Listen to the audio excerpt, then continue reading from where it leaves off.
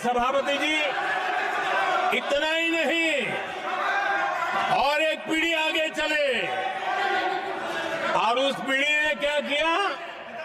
भारत के संविधान के तहत देश की जनता जनार्दन सरकार चुनती है और वो सरकार का मुखिया कैबिनेट बनाता है। ये संविधान के तहत है। इस कैबिनेट ने जो निर्णय किया, संविधान का अपमान करने वाले अहंकार से भरे लोगों ने पत्रकारों के सामने कैबिनेट के निर्णय को फाड़ दिया। संविधान को हर मौके पर संविधान के साथ खिलवाड़ करना, संविधान को न मानना, ये जिनकी आदत हो गई थी,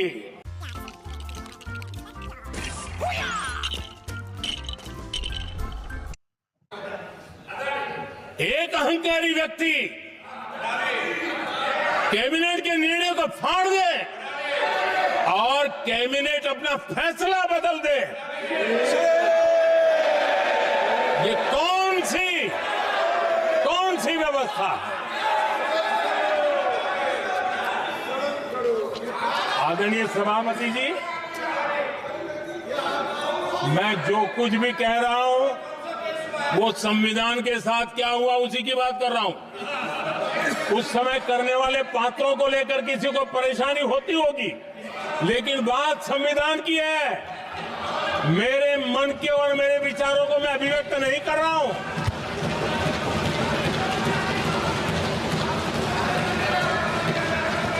आदरणीय सभापति जी, कांग्रेस ने निरंतर संविधान की अवमानना की, संविधान के महत्व को कम किया। कांग्रेस इसके अनेक उदाहरणों से भरा पड़ा हुआ है। संविधान के साथ धोखेबाजी कैसे करते थे, संवैधानिक संस्थाओं को कैसे नहीं मानते थे, इस देश में बहुत कम लोगों को मालूम होगा।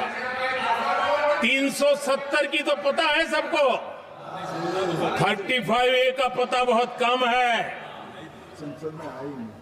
संसद में आए बिना, जबकि संसद में आना पड़ता, संसद को ही अस्वीकार कर दिया गया।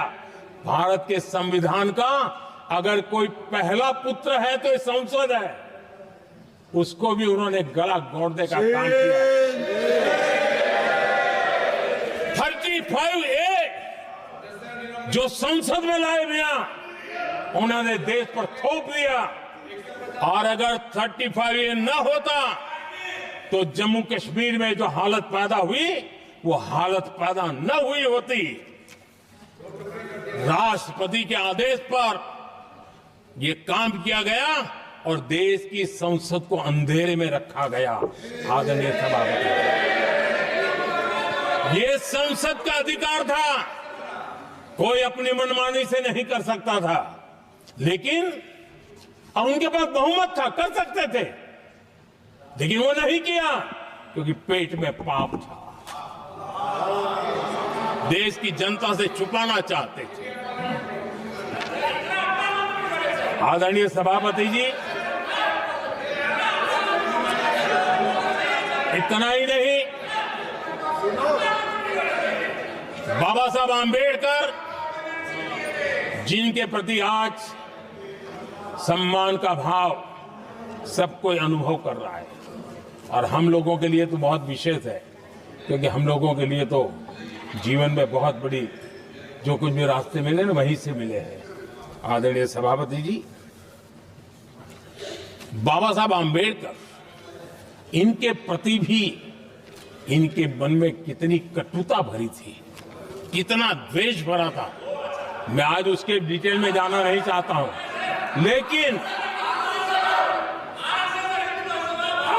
जब अटल जी की सरकार थी तब बाबा साहब आंबेडकर, उनका जो महापरिनिर्वाण भूमि है, वहां पर अलीपुर रोड पर अटल जी की सरकार में बाबा साहब आंबेडकर जी के स्मृति में एक स्मारक बनाना तय हुआ। अटल जी के समय ये नहीं हुआ। दुर्भाग्य देखिए, 10 वर्ष यूपीए की सरकार रही, उसने इस काम को नहीं किया, न होने दिया। बाबा साहब आम्बेडकर का जब हमारी सरकार आई, बाबा साहब आम्बेडकर के प्रति हमारा श्रद्धा होने के कारण हमने अलीपुर रोड पर बाबा साहब मेमोरियल बनाया और उसका काम किया। आदरणीय सभापति जी, दिल्ली में जब बाबा साहब आम्बेडकर के 1992 में, उस समय चंद्रशेखर जी कुछ समय थे, तब एक निर्णय किया गया था, आम्बेडकर इंटरनेशनल सेंटर यही जनपद के पास। 40 साल तक वो कागज पे ही पड़ा रहा, नहीं किया गया। और तब जाकर के 2015 में हमारी सरकार आई और हमने आकर के इस काम को पूरा किया। बाबा साहब को भारत रत्न देने का काम भी जब कांग्रेस सत्ता से बाहर गई तब संभव हुआ। इतना ही नहीं, आदरणीय सभापति जी, बाबा साहब आम्बेडकर के 125 साल तो हमने पूरी दुनिया में बनाए थे, विश्व के 120 देशों में बनाने का काम किया था। लेकिन जब बाबा साहब आम्बेडकर की शताब्दी थी, तब अकेली बीजेपी की सरकार थी मध्य प्रदेश में। सुंदरलाल जी पटवा हमारे मुख्यमंत्री जी थे। और महू में जहां बाबा साहब आम्बेडकर जी का जन्म हुआ था, उसको एक स्मारक के रूप में पुनर्निर्माण करने का काम सुंदरलाल पटवा जी जब मुख्यमंत्री थे तब मध्य प्रदेश में हुआ था। शताब्दी के समय भी उनके साथ यही किया गया था। आदरणीय सभापति जी,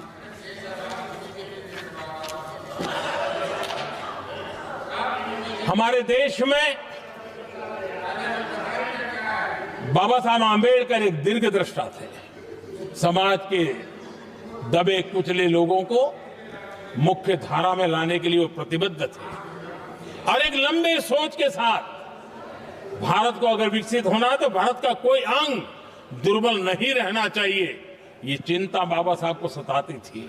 और तब जाकर के हमारे देश में आरक्षण की व्यवस्था बनी। लेकिन वोट बैंक की राजनीति में छुपे हुए लोगों ने, डूबे हुए लोगों ने धर्म के आधार पर, तुष्टीकरण के नाम पर आरक्षण के अंदर कुछ न कुछ नुक्सेदेनी करने का प्रयास किया। और इसका सबसे बड़ा नुकसान एससी, एसटी और ओबीसी समाज को हुआ है। आदरणीय सभापति जी, आरक्षण की कथा बहुत लंबी है। नेहरू जी से लेकर के राजीव गांधी तक कांग्रेस के प्रधानमंत्रियों ने आरक्षण का घोर विरोध किया है। हिस्ट्री कह रही है आरक्षण के विरोध में लंबी लंबी चिट्ठियां स्वयं नेहरू जी ने लिखी है, मुख्यमंत्रियों को लिखी है। इतना ही नहीं, सदन में आरक्षण के खिलाफ लंबे लंबे भाषण इन लोगों ने किए हैं। बाबा साहब आम्बेडकर समता के लिए और भारत में संतुलित विकास के लिए आरक्षण के लेकर के आए। उन्होंने उसके खिलाफ भी झंडा ऊंचा किया हुआ था। लोगों के अधिकार छीन लिए गए, देश के हजारों लोगों को जेलों में ठूंस दिया गया, न्यायपालिका का गला दौड़ दिया गया, अखबारों की स्वतंत्रता पर ताले लगा दिए गए। इतना ही नहीं, कमिटेड जुडिशरी, इस विचार को उन्होंने पूरी ताकत दी। और इतना ही Guests in 2 hours. Been telling myself I'll start cleaning.